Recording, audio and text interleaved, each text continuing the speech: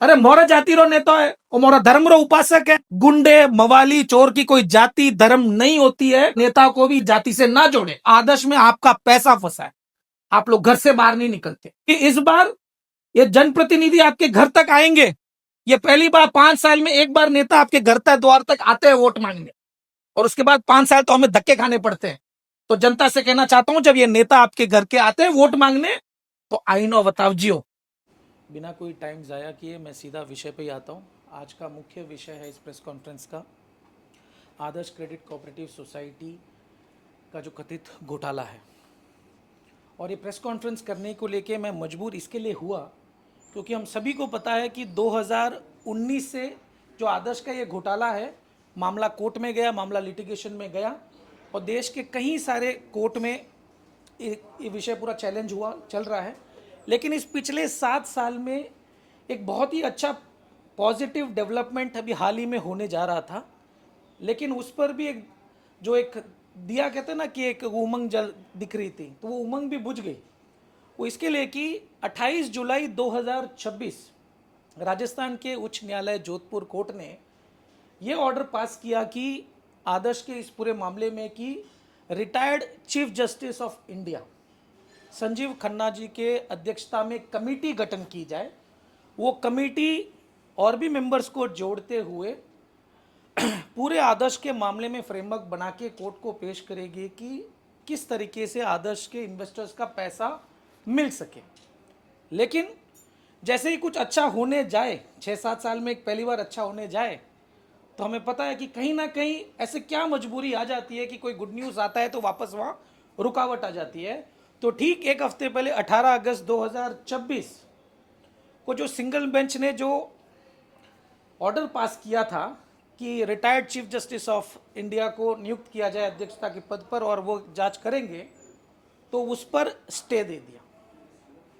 तो स्टे देने से जो एक उमंग जगी थी कि अभी कोई एक्शन प्लान होगा, नहीं तो क्या होता है अगर रिटायर्ड सीजीआई देश के सर्वोच्च न्यायालय का सबसे प्रथम पद वाला व्यक्ति इस पूरे मामले में बैठता है तो चीज़ें फास्ट ट्रैक पे चलती है, चीज़ें फटाफट डिसीशंस हुए जाते हैं और उम्मीद थी कि 1.5-2 साल में कुछ होगा। लेकिन इस पे भी पानी फिर गया। तो सवाल सीधा खड़ा होता है कि सरकार की क्या कोई ऐसी मजबूरी क्या है, ऐसा क्या दबाव है, या जुडिशरी में कुछ ऐसा दबाव है जिसके वजह से इस तरीके से फैसला आया। क्योंकि सरकार चाहती थी तो जैसे ही ऑर्डर पास हुआ तो एक केवियट लगा देती थी कोर्ट में, ताकि जो अपील कर रहे हैं उनको स्टे ना मिल पाए। वो नहीं हुआ। और ये 7 साल में हम तमाम चीज़ें जानते हैं आदर्श को लेके कि 1999 में ये सोसाइटी बनी थी सिरोही में, कि 2008 में मल्टी स्टेट हुई, 800 से ज़्यादा इनके ब्रांचेस है, 20 लाख से ज़्यादा इन्वेस्टर्स है, 15,000 के ज़्यादा करोड़ों के पैसे निवेश हो चुके हैं। हमारे सिरोही जिले के अच्छे खासे पैसे लगे, गरीब मजदूर के, व्यापारियों के, दुकानदारों के काफ़ी गड़ी मेहनत की कमाई इस पर लगी हुई है। हम जानते हैं इसमें 3.5 लाख से ज़्यादा एडवाइजर्स हैं और देश की इतनी सारी ऑफिसर्स, ये सारी चीज़ें हम जानते हैं। लेकिन इसके बाद भी 7 साल से एक प्रश्न खड़ा होता है। प्रश्न ये खड़ा होता है कि हमारे यहाँ के जो जनप्रतिनिधि है, चाहे वो एमएलए हो, एमपी हो, इस पूरे विषय में चुप क्यों रहते हैं? इस पूरे विषय में आवाज़ क्यों नहीं उठाते? अगर लिक्विडेटर अगर कोई प्रॉपर्टी नीलामी करना चाहता है, म्यूटेशन भरता है, तो म्यूटेशन को रोक कौन रहा है?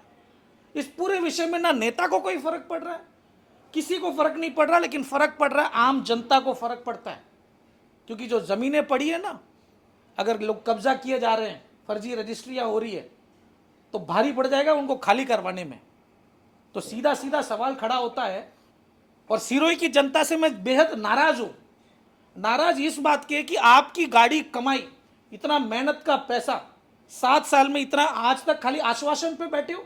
आप लोग कब बोलोगे? आप लोग सरकार के प्रतिनिधियों से सवाल कब करोगे? आप लोग घर से बाहर नहीं निकलते। एक 7 साल में एक आंदोलन मैंने नहीं देखा। एक बार हमने आदर्श को लेके 20 लाख मेंबर की बात करते, 1% लोग भी बाहर निकलते तो 20,000 होता, सिरोही जिला हिल जाता, सरकार को झुकना पड़ता। और हाल ही में हमने देखा है कि छोटे छोटे बच्चे 19 साल, 20 साल, 22 साल के देश के कोने कोने से आके दिल्ली में आके एक प्रदर्शन करते। मैं उसका समर्थक नहीं हूं, लेकिन एक विषय के लेके आए कि हमारे पेपर लीक हो रहे, तो इस पर न्याय होना चाहिए और एक शिक्षा मंत्री का इस्तीफा दिला सकते हैं। तो आदर्श में आपका पैसा फंसा है, आप लोग घर से बाहर नहीं निकलते। सवाल पूछना नहीं जानते हो।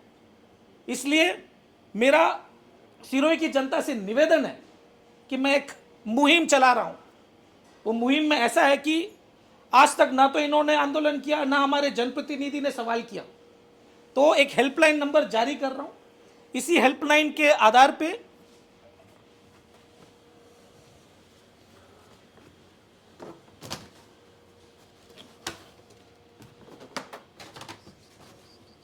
ये है हेल्पलाइन नंबर।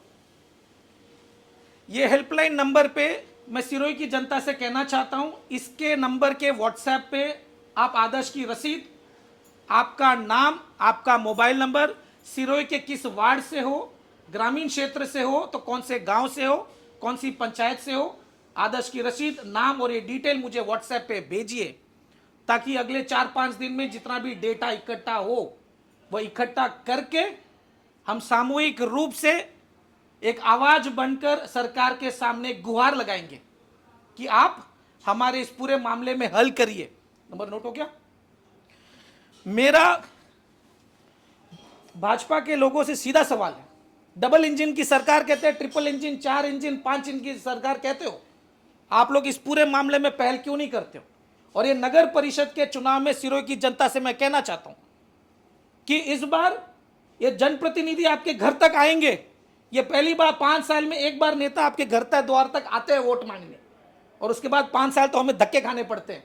तो जनता से कहना चाहता हूं, जब ये नेता आपके घर के आते हैं वोट मांगने, तो आईनो बताव जियो कि भाई साहब और मूड बारो मोरा पिया आदर्शरा करी मली। कितने नेता झूठे आश्वासन देके चुनाव भी हार के चले गए। तो मैं सिरोही की जनता से कहना चाहता हूं कि एक बार एक ऐसा तगड़ा मैंडेट दे, जब तक आप आवाज नहीं उठाएंगे, जब तक आप जनप्रतिनिधि से सवाल नहीं करेंगे, ये मोटी चमड़ी के नेता है, इनको कोई फर्क नहीं पड़ता। इन्होंने अपने 7 पीढ़ियों की व्यवस्था कर चुके हैं, इन पे कुछ नहीं होने वाला है।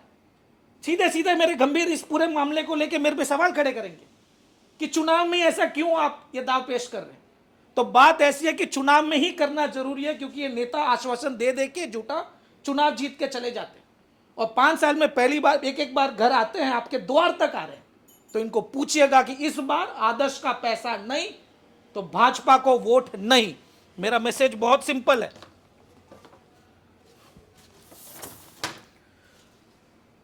आदर्श का पैसा नहीं तो भाजपा को वोट नहीं। क्यों? इसका भी मैं आपको बता दूं कि कई सारे सवाल खड़े होंगे कि तेजराज जी आप भाजपा के विरुद्ध जा रहे हो, कांग्रेस के क्या कोई पक्ष में कह रहे हो। तो मैं कहना चाहता हूं कि पिछले 3 टर्म से ना केंद्र में कांग्रेस की सरकार है, ना अभी राज्य में कांग्रेस की सरकार है। पिछले कार्यकाल में जब कांग्रेस की सरकार थी तब भी हमने कई सारे आवाज उठाई। इसीलिए यह मामला इतना बड़ा हो चुका है कि कोऑपरेटिव सोसाइटी के अध्यक्ष हमारे माननीय गृह मंत्री अमित शाह जी है। तो ये डिसीजन तो वहां से ही होगा, स्टेट लेवल के मुद्दे से बाहर बड़ा चल गया है। हमारी सिरोही की जनता इन नेताओं को सड़क से संसद पहुंचा सकती है, तो हमारे जनप्रतिनिधि सदन से सड़क तक क्यों नहीं आ सकते जनता के लिए? एक बार इसीलिए हमने हेल्पलाइन नंबर से जो जारी किया है, इसे सामूहिक ये करके मैं जनता के बीच जाऊंगा। नगर परिषद चुनाव में भी, ग्रामीण क्षेत्र के पंचायत राज चुनाव और जिला परिषद चुनाव में भी जाऊंगा, और लोगों से हम एक इकट्ठा होकर एक आवाज बनकर सरकार को दबाव बनाना है। इसलिए मैं निवेदन करता हूं, सिरोही की जनता से भी अपील करता हूं कि सरकार से सवाल करना सीखिए। नहीं तो होता क्या है, कभी भी कुछ भी आवाज करे, अरे मोरा जाति रो नेता है, और मोरा धर्म रो उपासक है, और मोरा समाज रो नेता है, तो चौधरी समाज ने क्यों, पुरोहित समाज ने क्यों, मेघवाल समाज क्यों, ऐसे करते रहेंगे तो करते रहो, कुछ फर्क नहीं होने वाला इन नेताओं को। ये नेता तो ऐसी आवाज सुनते तो खुश होते हैं कि देखो हमारी विफलताओं पे भी ये लोग अपने सामाजिक बात करते हैं। जिस तरीके से आतंकवादी, गुंडे, मवाली, चोर की कोई जाति धर्म नहीं होती है, ठीक उसी प्रकार नेताओं को भी इस तरीके से जाति से ना जोड़े, क्योंकि ऐसे गंभीर विषय में जहां बेचारा कोई मजदूर 200-300 इकट्ठा कर आदर्श में पैसा डाला, किसी रिटायर्ड अधिकारी ने अपने पूरे जीवन की कमाई इसमें डाली, किसी ने अपने बच्चे की पढ़ाई को लेकर, बेटी की शादी को लेकर पैसा डाले, लेकिन आज उनका पैसे को लेकर कोई बात ही नहीं कर रहा है। इसीलिए जाति से उठिए, अच्छे समय में सामाजिक काम पे लिए नेताओं को जाति से जोड़िए, लेकिन ऐसे समय में जाति से ना जोड़िए। अगर आप ऐसे जोड़ते रहेंगे तो कोई फर्क नहीं पड़ेगा। इसीलिए एक जबरदस्त मैंडेट दो इस बार खिलाफ, ताकि एक मैसेज जाए कि सीएम साहब जब समीक्षा करें बोलेंगे कि सिरोही जिला परिषद, पंचायत राज, नगर परिषद के चुनाव हम क्यों हारे, तो बोलेंगे कि भाई साहब आदर्श का पैसा अटका है, लोगों को अब पैसा चाहिए, उनके मेहनत का पैसा चाहिए। 10,000 से ज्यादा करीबन ओवरऑल अगर आप देखेंगे मैच्योरिटी वाली पे तो 15,000 करोड़ से भी ज्यादा का पैसा है। 15,000 करोड़, 15,000 करोड़ से भी ज्यादा का पैसा फंसा है। क्या हमारे मंत्री भजनलाल जी से समय नहीं ले सकते क्या कि भजनलाल जी इस पर निवारण करिए? बेटे को अध्यक्ष बनाने के लिए तो आप पूरा अपील करते हो, तो जनता के पैसे के लिए नहीं कर सकते क्या? क्या हमारे सांसद महोदय अमित शाह जी से समय नहीं ले सकते क्या? लेना बहुत जरूरी है।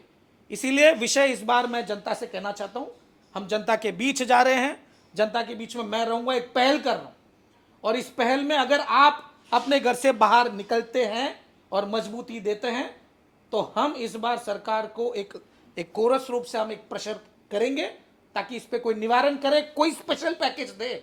10,000 करोड़ से ज्यादा का पैसा फंसा है और हमें सभी भी पता है कि आदर्श से जुड़े इस पूरे मामले में ये जितने भी प्रमोटर्स हैं सारे बीजेपी से जुड़े लोग, राइट विंग वाले सोच वाले लोग हैं। इसके बावजूद अगर ये निर्णय नहीं ले सकते तो बेहद दुर्भाग्यपूर्ण है। इसलिए आज के इस प्रेस कॉन्फ्रेंस के माध्यम से कहना चाहता हूं, आदर्श का पैसा नहीं, भाजपा को वोट नहीं और जबरदस्त मैंडेट दीजिए ताकि मैसेज सेंटर तक भी पहुंचे।